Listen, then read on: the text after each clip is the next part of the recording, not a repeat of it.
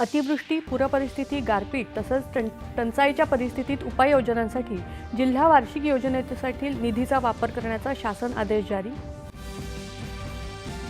राज्याच्या काही भागात पावसाचा जोर काहीसा ओसरला, मात्र धरणांच्या पाणीसाठ्यात वाढ झाल्यामुळे विसर्ग सुरूच. ठिकठिकाणच्या मदत आणि बचाव कार्याला वेग.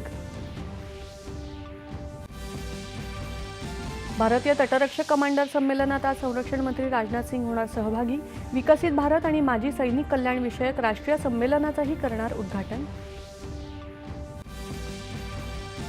विकासाअभावी नक्षलवाद फोफावल्याचा डांगोरा पिटणारे लोक देशाची दिशाभूल करत असून नक्षलग्रस्त भाग नक्षलवादामुळेच अविकसित राहिल्याचं केंद्रीय गृहमंत्री अमित शहा यांचं प्रतिपादन. रिझर्व्ह बँकेच्या पतधोरण आढावा समितीची बैठक आजपासून मुंबईमध्ये सुरू.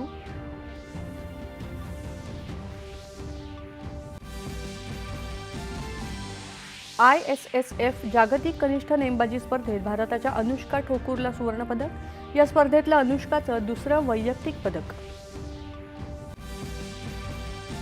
खेळाच्या मैदानावरही पाकिस्तानला धूळ चारत भारतानं पटकावलं आशिया चषक क्रिकेट स्पर्धेचं विजेतेपद. मात्र पाकिस्तानी क्रिकेट मंडळाच्या अध्यक्षांच्या हस्ते चषक घ्यायला भारतीय संघाचा नकार.